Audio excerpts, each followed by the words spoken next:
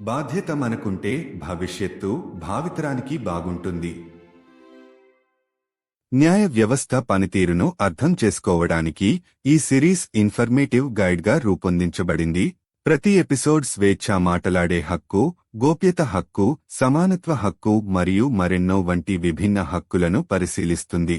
దైనందిన జీవితాలను రూపొందించే న్యాయ వ్యవస్థపై అవగాహన పెంపొందిస్తూ సంక్లిష్టమైన ఇంకా మనోహరమైన న్యాయ ప్రపంచాన్ని నావిగేట్ చేస్తున్నప్పుడు సూక్ష్మంగా, లోతుగా గమనిద్దాము. మరొక ఐపీసీ సెక్షన్ గురించి తెలుసుకుందాము. భారతీయ శిక్షా స్మృతి 1860 లేదా ఐపీసీ 1860లోని సెక్షన్ 59 శిక్ష పూర్తిగా లేదా పాక్షికంగా కఠినంగా లేదా సరళంగా ఉండవచ్చు. నిర్దిష్టమైన జైలు శిక్షలు. ఇది ఖైదును ఎలా అమలు చేయవచ్చు అనే విషయంలో స్పష్టత మరియు సౌలభ్యాన్ని అందిస్తుంది. అంటే అది కఠినంగా, కఠినమైన శ్రమతో లేదా సరళంగా, కఠిన శ్రమ లేకుండా ఉండాలా?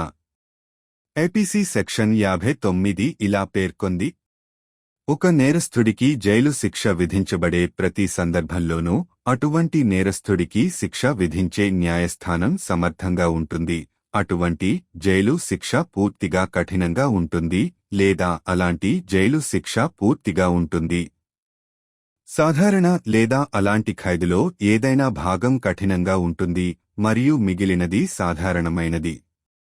వివరణాత్మక వివరణ. 1. శిక్ష విధించడంలో సౌలభ్యం. సెక్షన్ 59 శిక్షా ప్రక్రియలో కొంత వశ్యత మరియు విచక్షణను పరిచయం చేస్తుంది. జైలు శిక్ష కఠినంగా ఉండాలా, సరళంగా ఉండాలా లేదా రెండింటినీ కలిపి ఉండాలా అనేది కేసు యొక్క ప్రత్యేకతలు మరియు నేరస్థుడి ఆధారంగా నిర్ణయించడానికి ఇది కోర్టును అనుమతిస్తుంది. 2. కఠినమైన వర్సెస్ సాధారణ జైలు శిక్ష. కఠిన కారాగారంలో శిక్షా కాల వ్యవధిలో దోషి కఠిన శ్రమ అనుభవించాల్సి ఉంటుంది. ఈ రకమైన శిక్ష తీవ్రత యొక్క అదనపు పొరను జోడిస్తుంది, దోషి శారీరక పనిలో నిమగ్నమయ్యేలా చేస్తుంది. మరోవైపు సాధారణ జైలు శిక్ష అంటే కఠిన శ్రమ లేకుండా నిర్బంధించబడం. 3. పరిస్థితుల పరిశీలన. జైలు శిక్ష యొక్క స్వభావాన్ని ఎంచుకునే అధికారాన్ని కోర్టుకు ఇవ్వడం ద్వారా ప్రతి నేరం మరియు ప్రతి నేరస్థుడు ప్రత్యేకంగా ఉంటాడని చట్టం గుర్తిస్తుంది. నేరం చుట్టూ ఉన్న పరిస్థితులు, నేరస్థుడి ఉద్దేశం, బాధితుడిపై ప్రభావం మరియు అనేక ఇతర అంశాలు ఒక కేసును ఒక రకమైన జైలు శిక్షకు మరొకదానిపై మరింత అనుకూలంగా మార్చవచ్చు. 4. శిక్ష యొక్క స్థాయి. ఈ నిబంధన శిక్షను గ్రేడ్ చేయడానికి సూక్ష్మమైన మార్గాన్ని అందిస్తుంది. ఉదాహరణకు, ఒక నేరం తీవ్రమైనదిగా భావించబడుతుంది కానీ అత్యంత హేయమైనది కాదు. పాక్షికంగా కఠినమైన మరియు పాక్షికంగా సరళమైన వాక్యాన్ని ఆకర్షించవచ్చు. ఈ స్థాయి న్యాయాన్ని అందించడానికి మరింత అనుకూలమైన విధానాన్ని అనుమతిస్తుంది. 5. సరసత అనుపాతతను నిర్ధారించడం. న్యాయం యొక్క ప్రాథమిక సిద్ధాంతాలలో ఒకటి అనుపాతత శిక్ష నేరానికి అనులోమానుపాతంలో ఉండాలి. సెక్షన్ 59 వివిధ స్థాయిల జైలు శిక్షకు భత్యంతో నేరం యొక్క గురుత్వాకర్షణ మరియు స్వభావానికి దగ్గరగా సరిపోయేలా వాక్యాలను క్రమాంకనం చేయవచ్చని నిర్ధారిస్తుంది. 6. పునరావాసం కోసం సంభావ్యత. కఠినమైన మరియు సాధారణ జైలు శిక్ష మధ్య ఎంపిక అపరాధి యొక్క పునరావాసం కోసం గ్రహించిన సంభావ్యత ద్వారా కూడా ప్రభావితమవుతుంది. కొన్ని సందర్భాల్లో కఠిన కారాగార శిక్షకు గురికాకపోతే నేరస్థుడు సంస్కరించే అవకాశం ఎక్కువగా ఉందని కోర్టు భావించవచ్చు. 7. ప్రతీకారం మరియు సంస్కరణను సమతుల్యం చేయడం. శిక్షా విధానం నేరస్థులను శిక్షించడానికి మరియు సంభావ్య నేరాలను అరికట్టడానికి ప్రయత్నిస్తుండగా దోషులకు పునరావాసం కల్పించే అంతర్లీన లక్ష్యం కూడా ఉంది. కఠినమైన మరియు సాధారణ జైలు శిక్షల మిశ్రమాన్ని అనుమతించడం ద్వారా సెక్షన్ 59 ప్రతీకారం మరియు సంస్కరణ యొక్క జంట లక్ష్యాలను సమతుల్యం చేయడంలో సహాయపడుతుంది. 8. గైడింగ్ జైలు అధికారులు. కోర్టు శిక్షను ఆమోదించిన తర్వాత జైలు అధికారులు దోషిని నిర్వహించడానికి దాని ప్రత్యేకతలపై ఆధారపడతారు. సెక్షన్ 59 అందించిన అస్పష్టతలను తగ్గించి జైలు శిక్షను ఎలా అమలు చేయాలనే దానిపై జైలు అధికారులకు స్పష్టమైన ఆదేశం ఉందని నిర్ధారిస్తుంది. ముగింపు. ఐపీసీ యొక్క సెక్షన్ 59 శిక్షా ప్రక్రియలో స్వల్పభేదాన్ని మరియు విచక్షణ యొక్క ప్రాముఖ్యతను నొక్కి చెబుతుంది. నేరాలు మరియు నేరస్థులు బహుముఖంగా ఉంటారని గుర్తిస్తూ ప్రతి కేసు యొక్క ప్రత్యేకతలకు సరిపోయేలా శిక్షలను సరిచేయడానికి ఈ నిబంధన న్యాయస్థానాలకు సౌలభ్యాన్ని అందిస్తుంది. అదనపు శిక్ష రూపంలో కఠిన కారాగార శిక్షను ఎంచుకున్నా లేదా సంభావ్య పునరావాసాన్ని దృష్టిలో ఉంచుకుని సాధారణ జైలు శిక్షను ఎంచుకున్నా న్యాయ వ్యవస్థ న్యాయమైన, దామాషా మరియు విస్తృత సామాజిక విలువలతో కూడిన తీర్పులను అందించే సాధనాలను కలిగి ఉండేలా సెక్షన్ నిర్ధారిస్తుంది. అటువంటి నిబంధనల ద్వారా ఐపీసీ కేవలం ప్రతీకారం గురించి కాకుండా పునరావాసం మరియు సంస్కరణల గురించి కూడా న్యాయ వ్యవస్థ పట్ల దాని నిబద్ధతను హైలైట్ చేస్తుంది. ఇది మానవ ప్రవర్తన యొక్క సంక్లిష్టతలను మరియు ఈ చిక్కులకు అనుగుణంగా మరియు ప్రతిస్పందించగల శిక్షా స్మృతి వ్యవస్థ యొక్క అవసరాన్ని అంగీకరిస్తుంది. బాధ్యత మనకుంటే భవిష్యత్తు భావితరానికి బాగుంటుంది.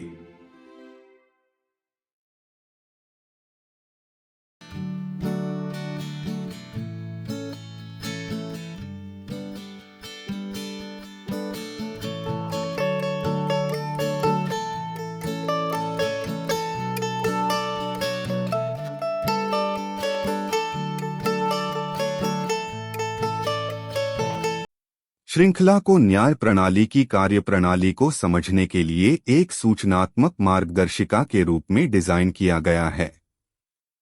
प्रत्येक एपिसोड अलग अलग अधिकारों की जांच करता है, जैसे कि बोलने की आजादी का अधिकार, निजता का अधिकार, समानता का अधिकार और भी बहुत कुछ. आइए हम कानून की जटिल लेकिन आकर्षक दुनिया में सूक्ष्मता से और गहराई से नजर डालें और उस कानूनी प्रणाली की समझ विकसित करें जो रोजमर्रा की जिंदगी को आकार देती है. आइए जानते हैं आईपीसी की एक और धारा के बारे में. भारतीय दंड संहिता 1860 आईपीसी 1860 की धारा 59 इस बात से संबंधित है कि सजा कारावास के कुछ मामलों में पूरी तरह या आंशिक रूप से कठोर या सरल हो सकती है. यह इस संदर्भ में स्पष्टता और लचीलापन प्रदान करता है कि कारावास को कैसे निष्पादित किया जा सकता है, अर्थात क्या यह कठोर कठिन श्रम के साथ या सरल कठिन श्रम के बिना होना चाहिए. आईपीसी की धारा 59 में कहा गया है, प्रत्येक मामले में जिसमें अपराधी को कारावास की सजा दी जाती है, जो किसी भी प्रकार का हो सकता है, यह अदालत के लिए सक्षम होगा जो ऐसे अपराधी को सजा सुनाता है कि वह सजा में यह निर्देश दे सके कि ऐसा कारावास पूरी तरह से कठोर होगा या कि ऐसा कारावास पूरी तरह से सरल होगा या ऐसे कारावास का कोई भी भाग कठोर होगा और बाकी सरल. विस्तृत विवरण. 1. सजा में लचीलापन. धारा 59 सजा प्रक्रिया में कुछ हद तक लचीलापन और विवेक का परिचय देती है. यह अदालत को मामले और अपराधी की विशिष्टताओं के आधार पर यह निर्णय लेने की अनुमति देता है कि कारावास कठोर, सरल या दोनों का मिश्रण होना चाहिए.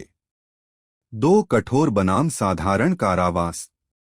कठोर कारावास में दोषी को सजा की अवधि के दौरान कड़ी मेहनत से गुजरना पड़ता है. सजा का यह रूप गंभीरता की एक अतिरिक्त परत जोड़ता है, जिससे दोषी को शारीरिक काम में संलग्न होना पड़ता है. दूसरी ओर साधारण कारावास का अर्थ कठोर श्रम के आदेश के बिना कारावास है. 3 परिस्थितियों पर विचार. अदालत को कारावास की प्रकृति चुनने की शक्ति देकर कानून मानता है कि प्रत्येक अपराध और प्रत्येक अपराधी अद्वितीय है. किसी अपराध से जुड़ी परिस्थितियां, अपराधी का इरादा, पीड़ित पर प्रभाव और असंख्य अन्य कारक किसी मामले को दूसरे प्रकार के कारावास की तुलना में अधिक उपयुक्त बना सकते हैं. 4. सजा का श्रेणीकरण.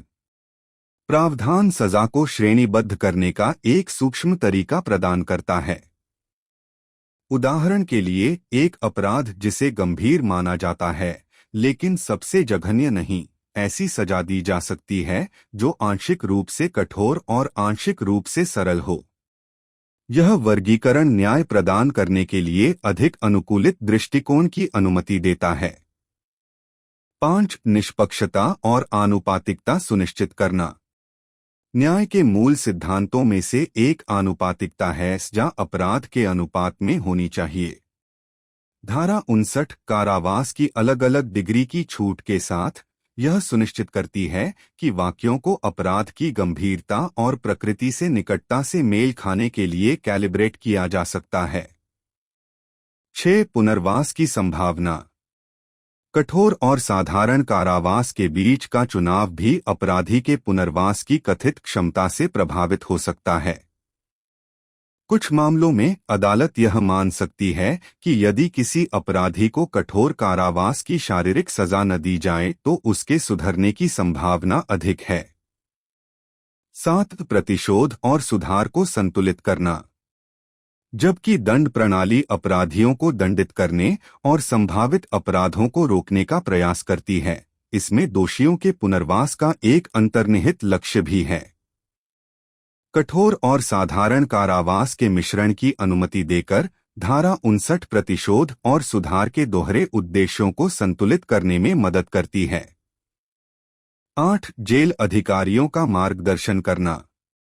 एक बार जब अदालत अपनी सजा सुना देती है तो जेल अधिकारी दोषी को प्रबंधित करने के लिए इसकी विशिष्टताओं पर भरोसा करते हैं।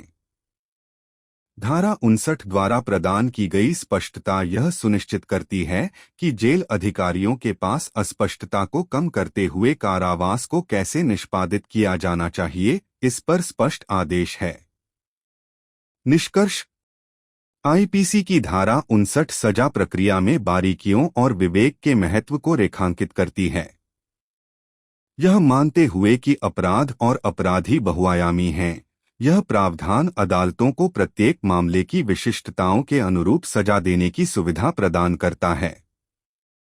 चाहे अतिरिक्त सजा के रूप में कठोर कारावास का चयन करना हो या संभावित पुनर्वास को ध्यान में रखते हुए साधारण कारावास का चयन करना हो, धारा यह सुनिश्चित करती है कि न्याय प्रणाली के पास निष्पक्ष, आनुपातिक और व्यापक सामाजिक मूल्यों के अनुरूप निर्णय देने के लिए उपकरण हो। ऐसे प्रावधानों के माध्यम से आईपीसी एक न्याय प्रणाली के प्रति अपनी प्रतिबद्धता को उजागर करता है जो न केवल प्रतिशोध के बारे में है बल्कि पुनर्वास और सुधार के बारे में भी है। यह मानव व्यवहार की जटिलताओं और एक दंड प्रणाली की आवश्यकता को स्वीकार करता है जो इन पेचीदगियों को अनुकूलित और प्रतिक्रिया दे सके। यदि हम जिम्मेदार हैं तो भविष्य आने वाली पीढ़ियों के लिए अच्छा होगा।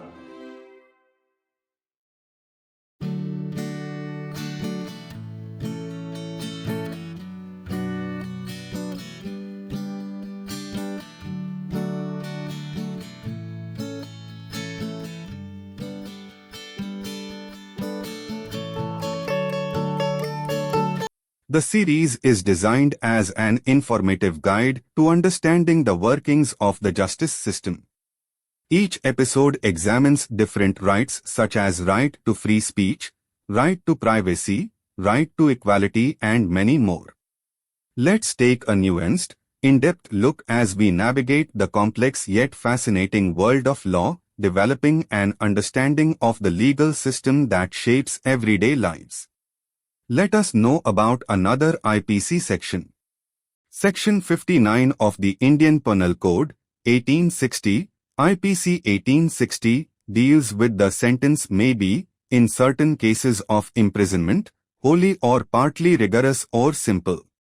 It offers clarity and flexibility in terms of how the imprisonment can be executed, that is, whether it should be rigorous, with hard labor, or simple, without hard labor. IPC Section 59 states, in every case in which an offender is punishable with imprisonment which may be of either description, it shall be competent to the court which sentences such offender to direct in the sentence that such imprisonment shall be wholly rigorous, or that such imprisonment shall be wholly simple, or that any part of such imprisonment shall be rigorous and the rest simple. Elaborated description.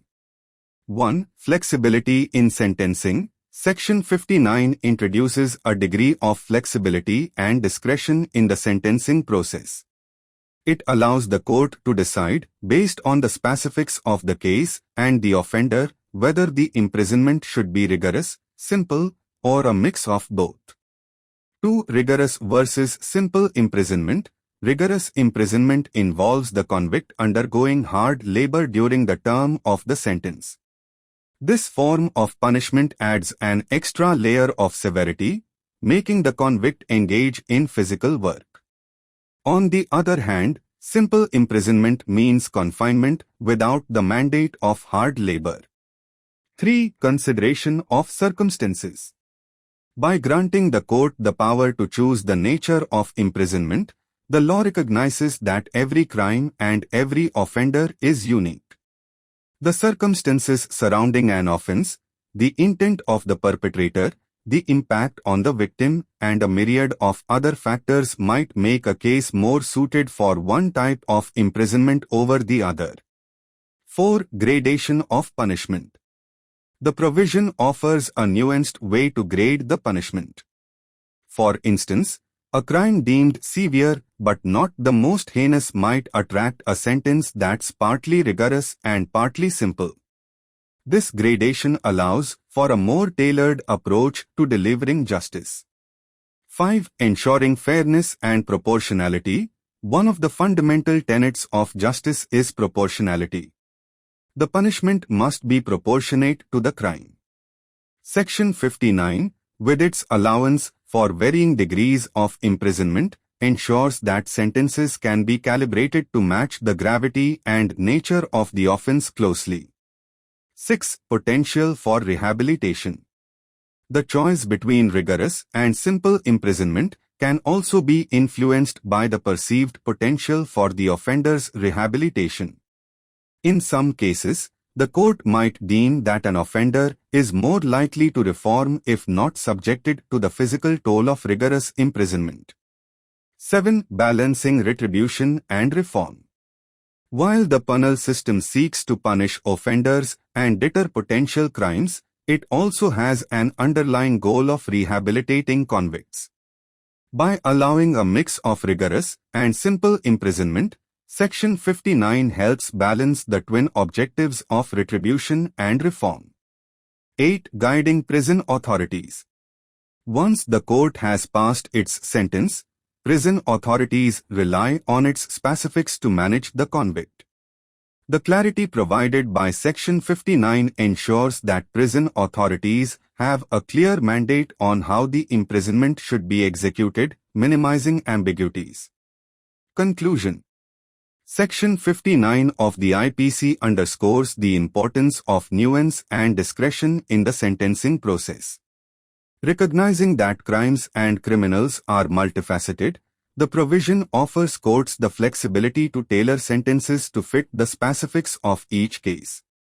Whether opting for rigorous imprisonment as a form of added punishment or choosing simple imprisonment with an eye on potential rehabilitation, the section ensures that the justice system has the tools to deliver judgments that are fair, proportionate, and aligned with broader societal values. Through such provisions, the IPC highlights its commitment to a justice system that is not just about retribution but also about rehabilitation and reform. It acknowledges the complexities of human behavior and the need for a penal system that can adapt and respond to these intricacies. If we are responsible, the future will be good for the future generations.